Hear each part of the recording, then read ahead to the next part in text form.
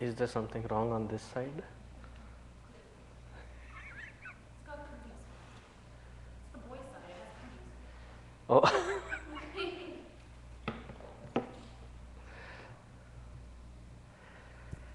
Shri Krishna.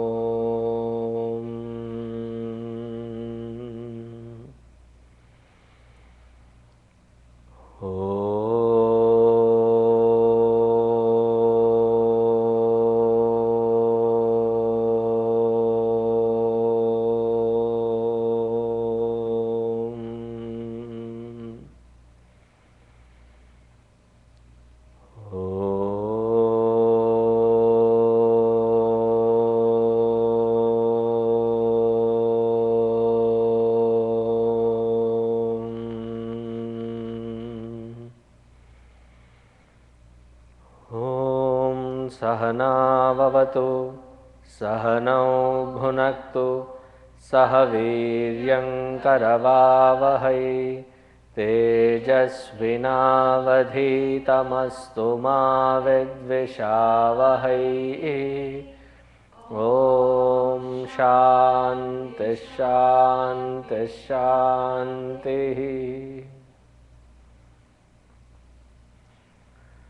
गुरुर्ब्रह्मा गुरुर्विष्णुः गुरुर्देवो महेश्वरः गुरुरेव परं ब्रह्म तस्मै श्री गुरवे नमः तस्मै श्री गुरवे नमः।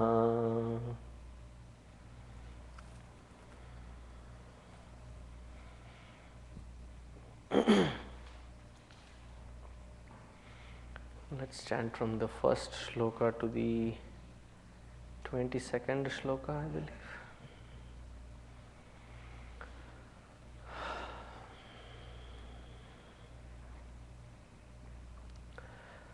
कर्तुराज्ञया प्राप्यते फलं कर्म किं परं कर्म तज्जडम् कृतिमहो ददौ पतनकारणं फलमशाश्वतं गतिनिरोधकम् ईश्वरार्पितं नेच्छया कृतं चित्तशोधकं मुक्तिसाधकं कायवाङ्मनः कार्यमुत्तमं पूजनं जपश्चिन्तनं क्रमात् जगत ईषधीयुक्तसेवनम् अष्टमूर्तिभृद्देवपूजनम् उत्तमस्तवादुच्चमन्दतः चित्तजं जप ध्यानमुत्तमम् आज्यधारया स्रोतसा समं सरलचिन्तनं विरलतः परं भेदभावनात् सोऽहमित्यसौ भावनाभिदा पावनीमता भावशून्यसद्भावसुस्थितिः भावनाबलाद् भक्तिरुत्तमा हृस्थले मनः स्वस्थता क्रिया भक्तियोगबोधाश्च निश्चितं वायुरोधनात् लीयते मनः जालपक्षिवत् रोधसाधनम् चित्तवायवश्चित्क्रियायुताः शाखयोर्द्वयी शक्तिमूलका लयविनाशने उभयरोधने लयगतं पुनर्भवति नोऽमृतम् प्राणबन्धनात् लीनमानसम् एकचिन्तनात् नाशमेत्यदः नष्टमानसोत्कृष्टयोगिनः कृत्यमस्ति किं स्वस्तितिं यतः दृश्यवारितं चित्तमात्मनः चित्वदर्शनं तत्वदर्शनं मानसं तु किं मार्गणे कृते नैव मानसं मार्ग आर्जवात् वृत्तयस्त्वहं वृत्तिमाश्रिताः वृत्तयो मनो विद्यहं मनः अहमयं कुतो भवति चिन्वतः हम निजविचारणम् अहमिनाशभाजहमहं तया स्फुरति हृत्स्वयं परमपूर्णसत् इदमहं पदाभिख्यमन्वहम् अहमिलीनकेऽप्यलयसत्तया विग्रहेन्द्रिय प्राणधीतमः नाहमेकसत्तज्जडं ह्यसत्.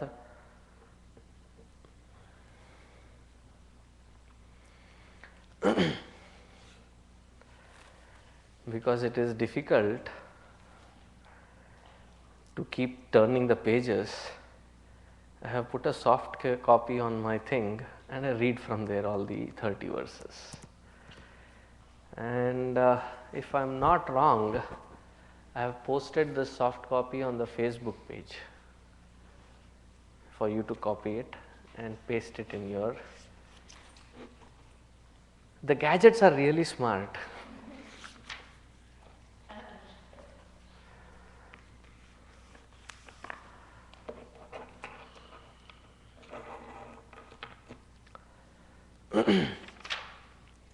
In the last shloka we saw ahaminasha bhaji aham taya spurati hritsvayam parama purna sat.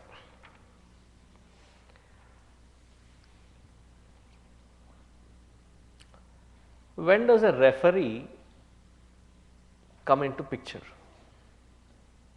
When do you need a referee? When do you need a judge? When there is a game, right? So there are two boxers, and then I wouldn't want to be in the same ring as those two massive giants, pouncing and punching each other. Even if by mistake one hook falls on me as a referee, I am done. I would be scared. That fellow stands there courageously and he knows all the intricacies of the game to be a better judge than those two who are involved in the heat of the fight or the bout. So that is when a referee is required. Similarly, the entire totality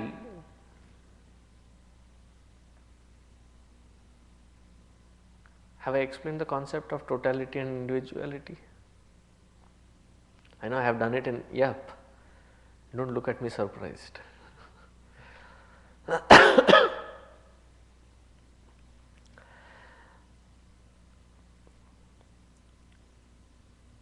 Who is the president?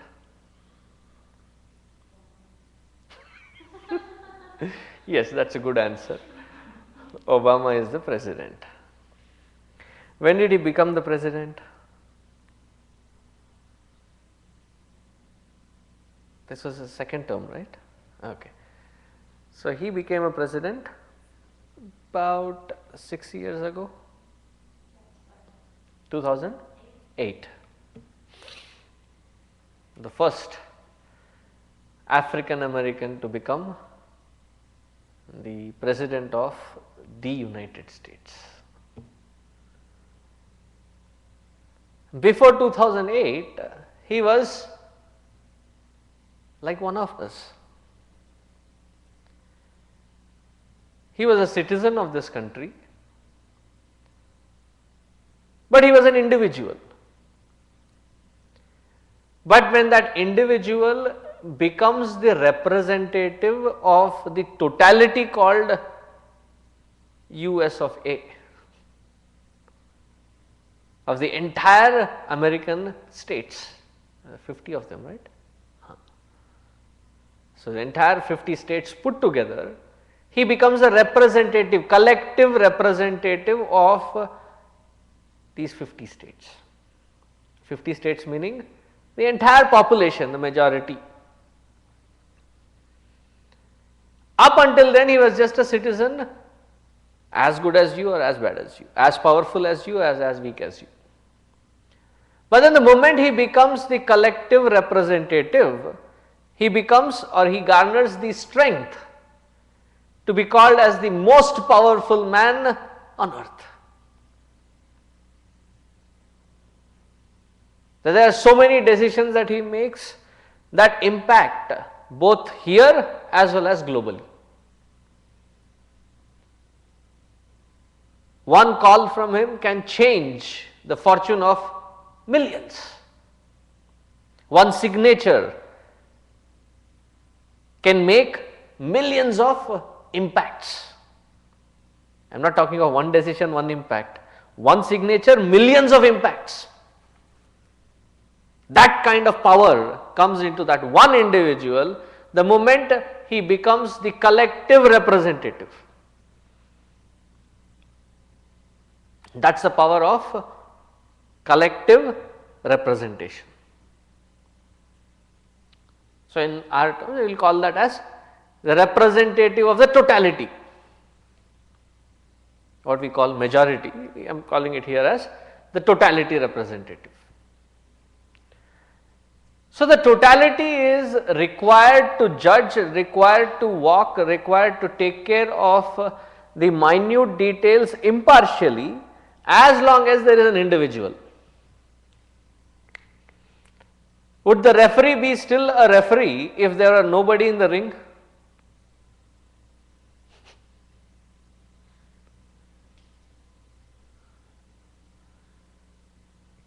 He is no more called a referee.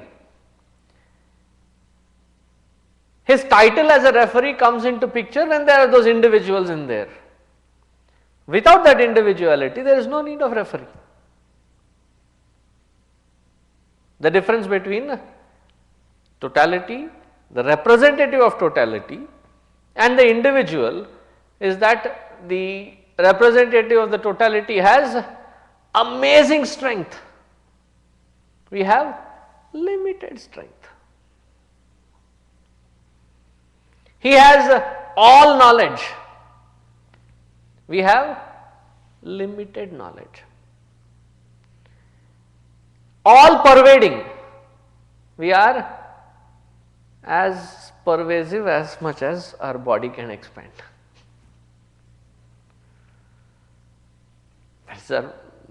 And what is the total surface area that we can expand into? Maximum 6 feet by 3 feet. At least for those of us here.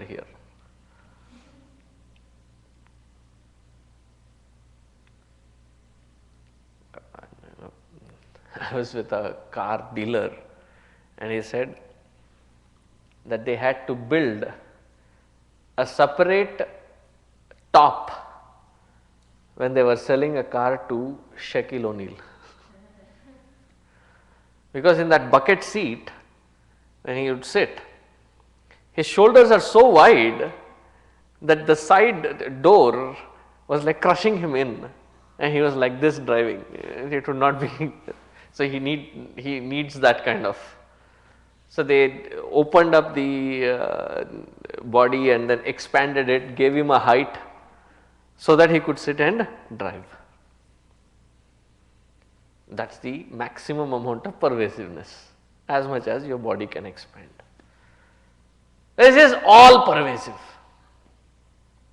Another beautiful difference is, we seem to have all desires and no power, and he seems to have all power and no desires. What's the difference between that totality representative called God or Ishvara and us? Very simple little difference. His sequence is that he has all power and no desire. Ours is a sequential disorder. We have all desires and no power. That is the difference between totality and individuality. If the individual or the individuality is merged according to the last shloka, what happens to the totality? The totality also merges.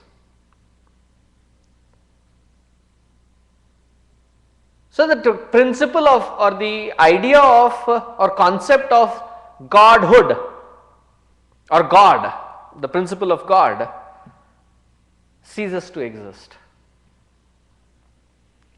No, do not interpret it as a godless state.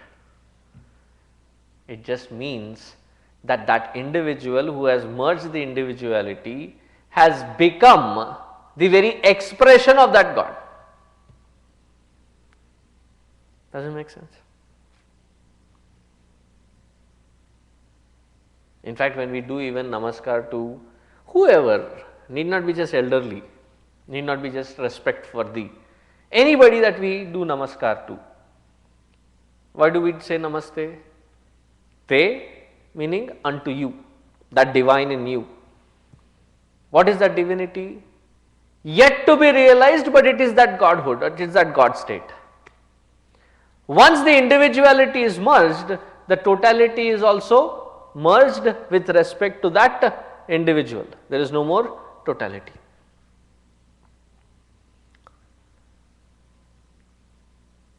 Meaning they transcend all rules, regulations and anything that binds this entire creation.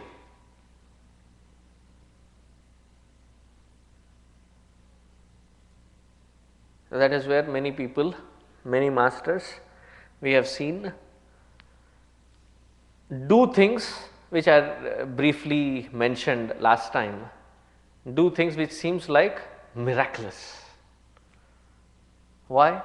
Because they have transcended matter, the matter does not matter anymore, that they can manipulate that matter any which way. We are bound by matter, therefore it becomes difficult for us to do anything under the influence of matter. Making sense? Completely lost?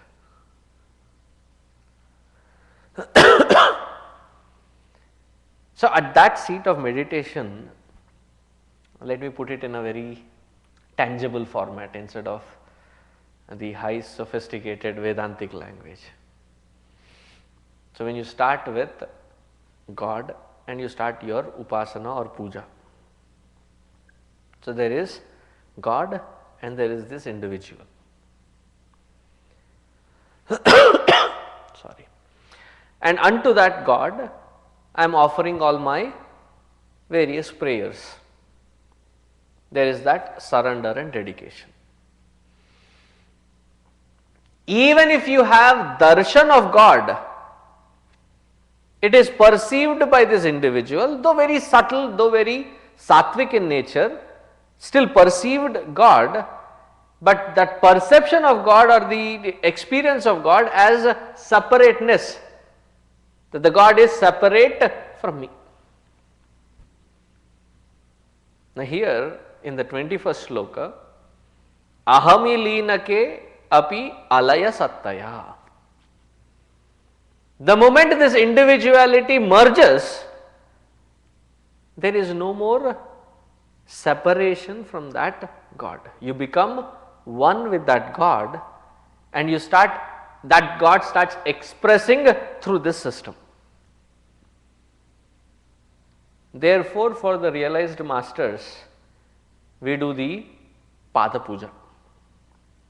We worship them as we worship God themselves. Because there is no more difference between that we worship in an altar, and this which is in a mobile format. So, many times when people read the stories of Swami Vivekananda and such, so there was a kid about 4-5 years ago in our own Balavihar here, he asked, you talk about all these things, have you read Vivekananda's life? I said, yes, I did. In fact, that was my first book that I ever read. So, do you know his first conversation with Ramakrishna Paramahamsa? I very distinctly remember it. So, Ramakrishna Paramahamsa was approached by Vivekananda,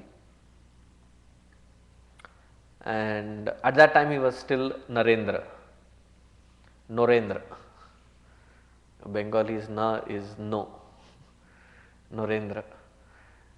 And he very bluntly asked this question, have you seen God? You talk about God, have you seen Him? And for the first time in his life, he got a surprising answer, an amazing answer. The answer was, yes, as distinctly as I see you, I see God. As distinctly as I am communicating with you, I communicate with God. He was taken aback. Because up until then, all those different religious platforms, various people who were leading as the religious leaders, when he approached them and asked this point blank question, with sincerity of course, not to ridicule them or to challenge them, with sincerity. The sincerity was reciprocated in an honest answer that people said, I know about the scriptures pointing towards God, I am in queue. I am in line to realize and yet not have that experience of God. But I believe one day I will. I mean, this was the kind of generic answer that he would get. And here was this person, as blunt as his question was, his answer was equally blunt. He was taken aback, he was shocked. Really? And when people say really, I do get, sometimes even I get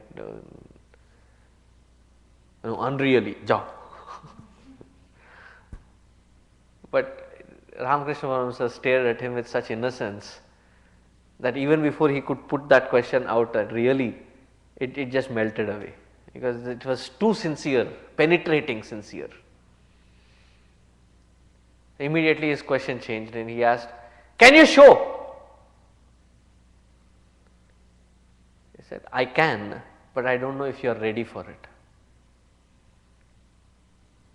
Up until then he had never been asked that question, or he had never come across somebody who would say that I can show you God. And he was thrilled to find one who could show him God. Similarly here, that Balvihar kid asked, referring to this particular story, you keep speaking on all these topics of God, have you seen God? So I also very point blank told him, yes. How was he? So I brought him and showed him. Now, I was not trying to play or pull a fast one, because the one who has merged with that infinite is the very expression of God. Now, does the concept make sense? Now, let us get back to the shloka. Idam aham pada abhikyam anvaham. As long as there is a separation of I and that consciousness or that God, you may be able to see that God, but you have not yet completely realized. Your realization is not complete yet. There is another beautiful story. there was a time frame in Maharashtra wherein there was like such an abundance of realized masters. Like within the time frame, there were about 14 or 15 of them. Can you imagine? Right at the same time in that small little belt of Maharashtra. And all of them were in and around Pandharpur. It's near Pune or close to Pune. 14, 15 of them. Jnaneshwar and 4 of his siblings, 3 of his siblings, totally 4 of them. Gora Kumbar, then Eknath, Tukaram, Namdev, I mean, the list goes on. This story is of Namdev. So one day, his father was the head priest of that temple in Pandharpur. So every day he would see his dad take a pot full of whatever porridge or whatever was cooked as Naivedya to the Lord, and he would come back with the prasad back home. One day his father was called for some other thing. Usually when the father was busy, the older son would go. He was also preoccupied. Therefore, the young Namdev had to offer this in the temple. How old was he? He was about 5 or 6 years old. So his dad said, go offer it to the Lord at noon and close the doors behind you, come back. So he dutifully went inside. Usually when the Lord Naivedya has been given, you close the doors, put a curtain and then offer the food. So he closed the curtains, put the pot right there in front of the Lord, and then he stood. Now come eat. And there was no response. He said, stop hiding, come and eat. And still no response. And he finally said, threatened the Lord himself. If you don't come, I'll beat my head at your feet and bleed to death. Come soon.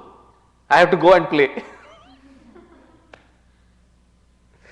Now looking at that sincerity and innocence with which it was coming, Lord appeared. And he sat. So they said, eat. So he said, I'm like you. I like to be fed.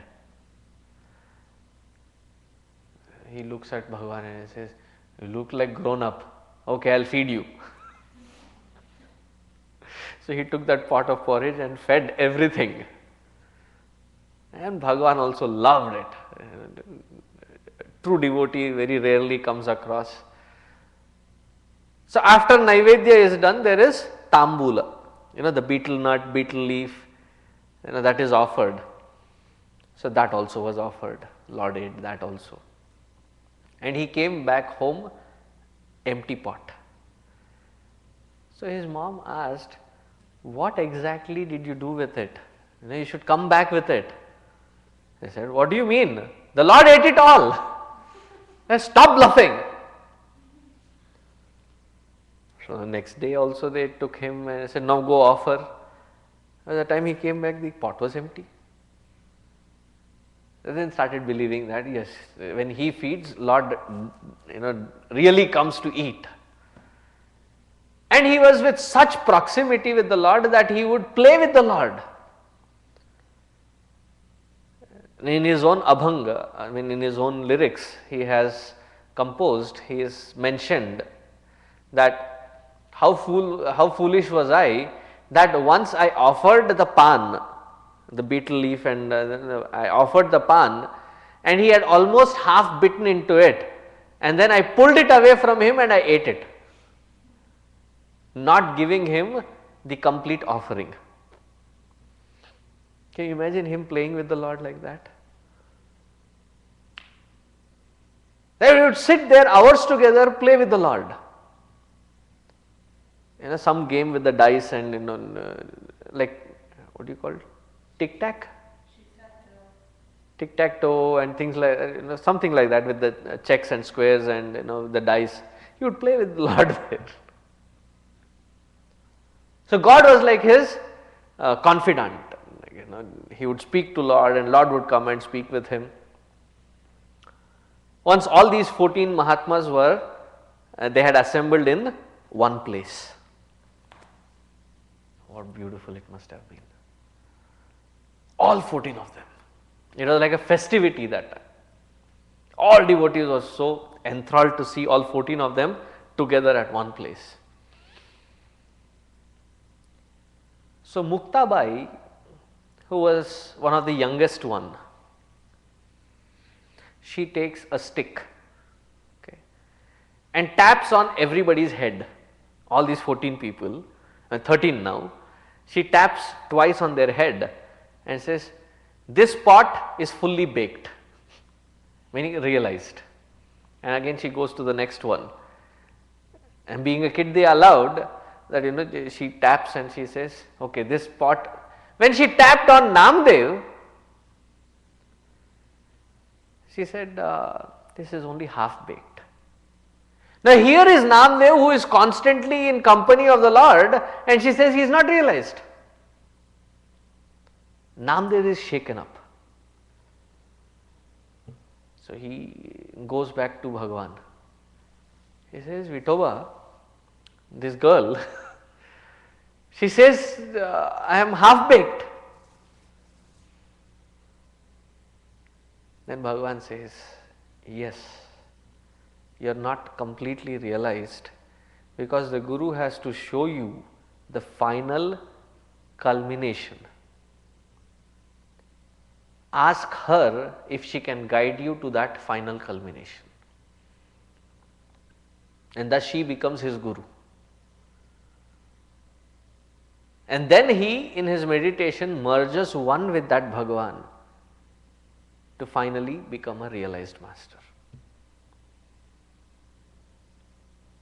So idam aham pada, as long as there is a difference that I am still a devotee, I am still the meditationer, and there is something that is to be experienced, as long as there is idam aham, I and this, there is still a gap, there is still a difference.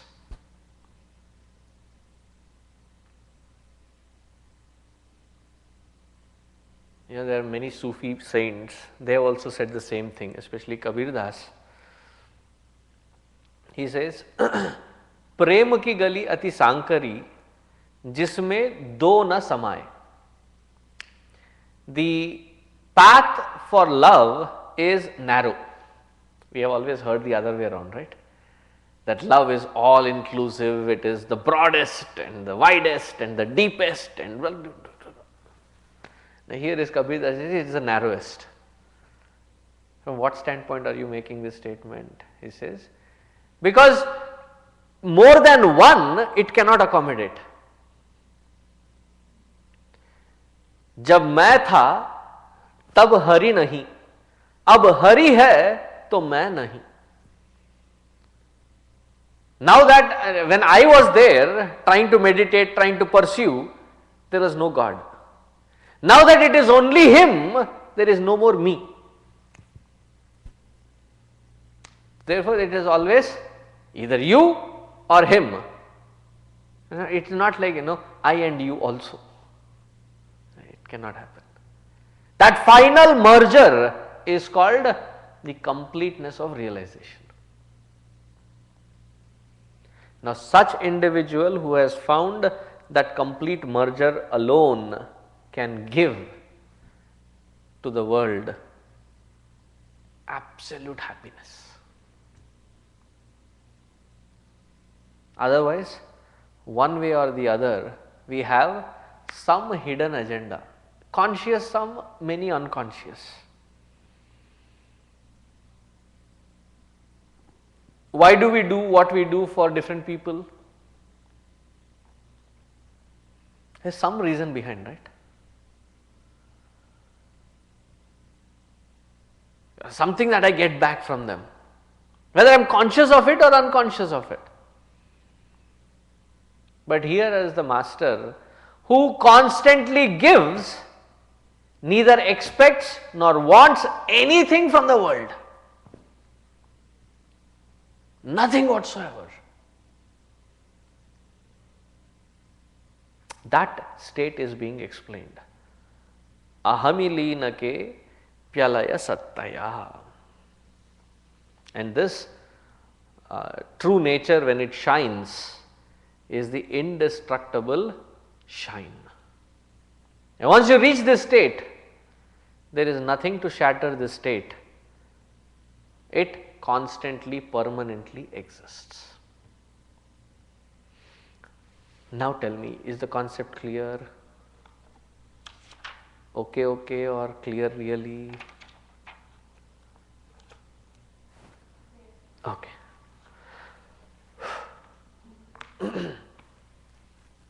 Because there is no more satisfaction for a teacher when the clarity is on the other side, reaching the other side. Otherwise, it is only knowledge dumped, it does not reach across. Okay, the 22nd shloka, which we have already read. Vigrahendriya pranadhitamaha nahamekasa tajjadam hyasat. So in the 22nd shloka he says, now once having reached to this state, then you clearly see Vigraha Indriyaha Prana Dhi Tamaha. The body, the senses, Prana, the vital airs, Dhi, Buddhi or intellect, or ignorance, all of these are not just inert, but they are non-existent.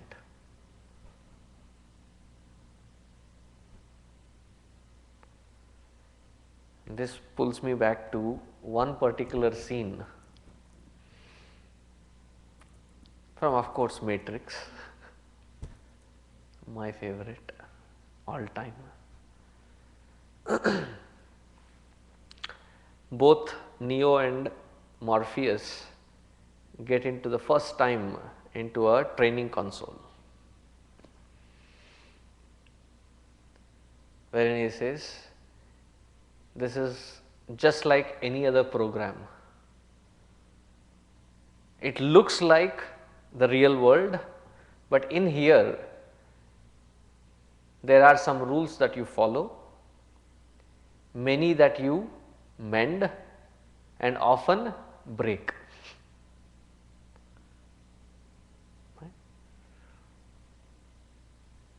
So there is this one particular scene wherein he thinks he is outsmarting Morpheus.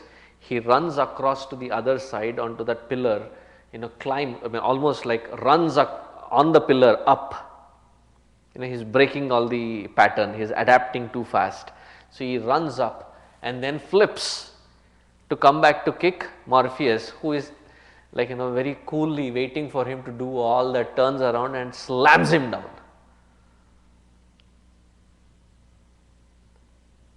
And then he looks at him and into his face and he says,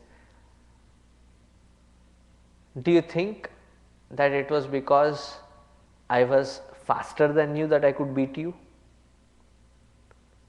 And then he asks something very important. He asks, do you think that the breath that you are breathing in, because he was heaving, so much effort put, the breathing that you are having, do you think even that is real? That's when it dawns on him, oh, this is just a program.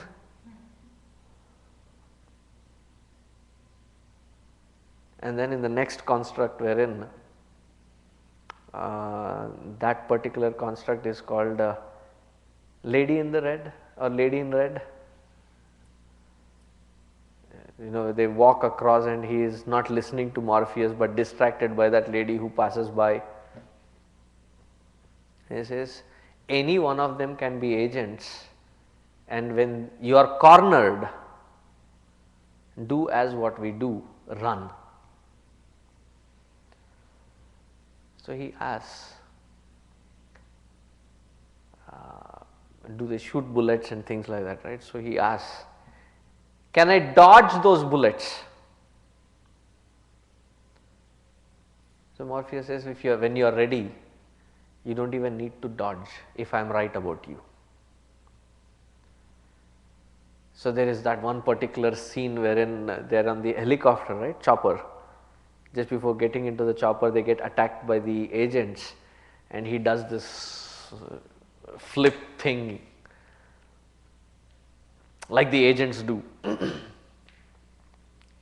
And then at the end, when all three agents shoot at him, he is almost like resurrected, second born. All the bullets are coming towards him. He just looks at them. All the bullets stop. And then with his wink of an eye, he just does this and all the bullets fall. And that is what he meant, that when you are ready, if you are what I think you are, you don't even need to dodge the bullets, and you can stop them as well. Because in that construct, all this is just not real. They can be bent, they can be broken, they can be reorganized. After all, it is matter. And how can that matter take control of you?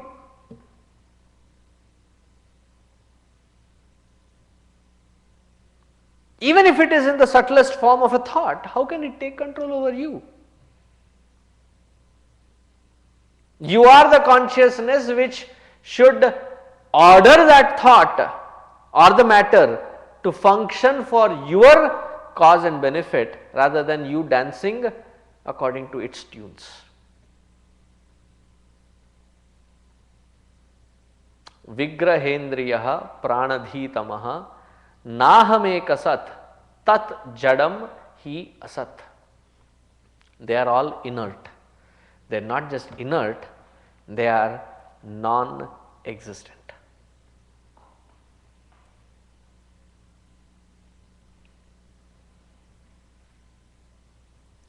Now, even if an ounce of this knowledge sinks in, this clarity sinks in, do you think we will be scared of anything in the world? Things, beings, thoughts, emotions, feelings, ideas.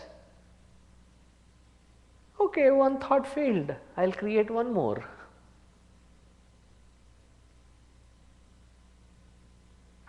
One emotion is acting cranky. That reminds me, Harry Potter.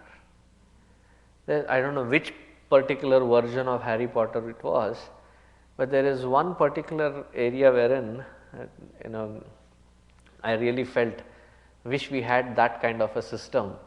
He puts his wand on his head and pulls out the thoughts and puts it in that sink.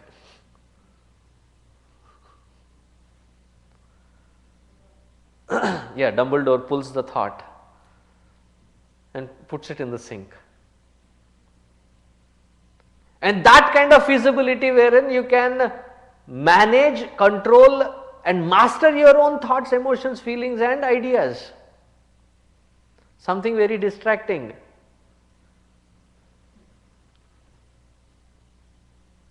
Something useless. Something which has served its purpose.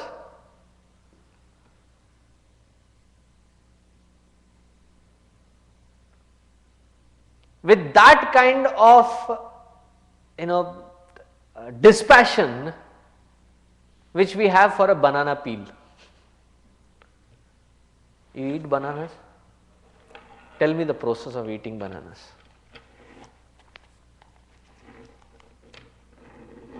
Dancers, stop showing it. Start saying it. Now, for those who did not see what happened, it was like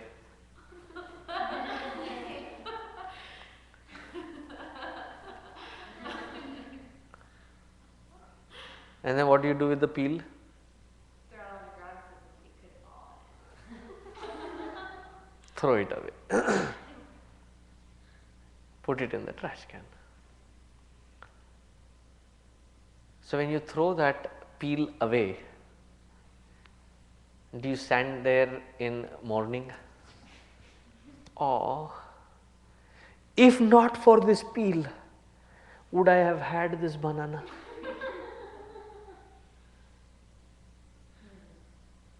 It protected this banana from that little stage that it was growing on that banana plant, the entire transportation to my house, and then now it is there. How can I throw it? Therefore, there have people who have this habit that when they get some chocolates or candy and flowers, Valentine's Day, you got a red flower. So put it in a book. Oh. So somebody very precious gave you the banana and then the peel is there. Do you do that? Do you even think through all these thoughts? It has done its purpose, you just throw it done. Similarly, up here, if there is something that is not fruitful, not useful, not constructive, what do? Done.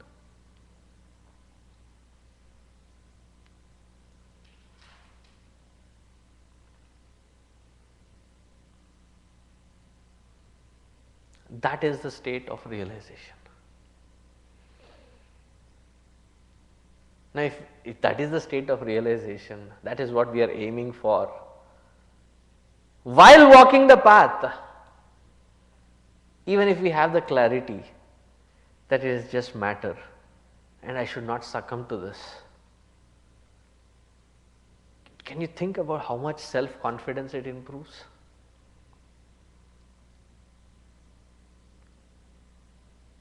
It's okay. This time it didn't work, next time. I don't need to shed a tear for it. It's just matter. And once you come to that standpoint, it doesn't matter.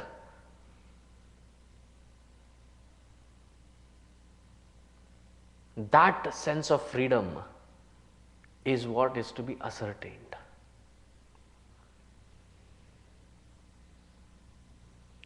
Try it for next 1 week. You all know to yourself, at least on various things bothering you. I'm sure there are various layers, various things, the highest priority of thing that is disturbing you. Apply this principle and watch whether it takes an impact on you or you take an impact on it.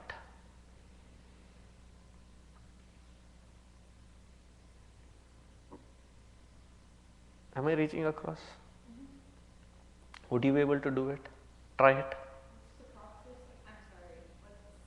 What's the action process again on that? It's the action process is simple. I am consciousness and this which is bothering me is just matter. Analyze it and view it only as matter. Intensely. If you want it, close your eyes, view that particular vastu from the standpoint of lump of mud, little bit of air, little bit of water, little bit of fire, all put together is this thing. How can this matter envelop inside so much that it becomes the cause for my destruction?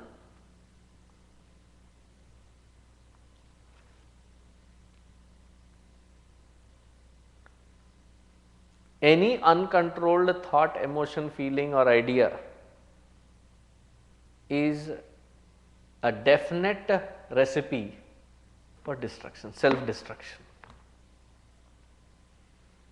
So of all the things, pick one and start working it consistently for next 1 week. And let me know how successful you were. Can you do that? Okay. Any questions?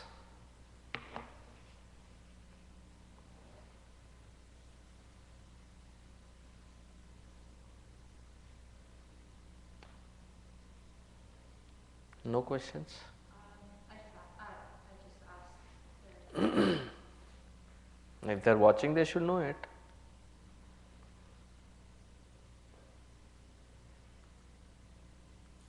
Any questions from here?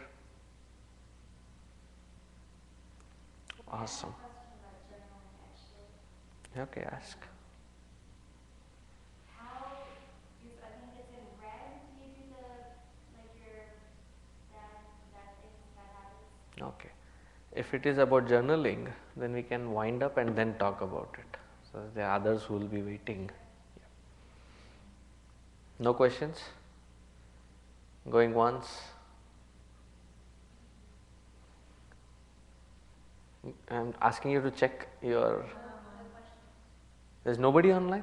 No, nobody's asked questions. Okay, going once, going twice, going thrice, done.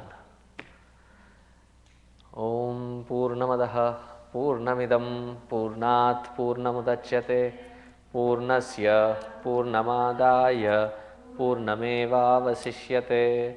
Om Shant Shant Shanti Harihi Om Shri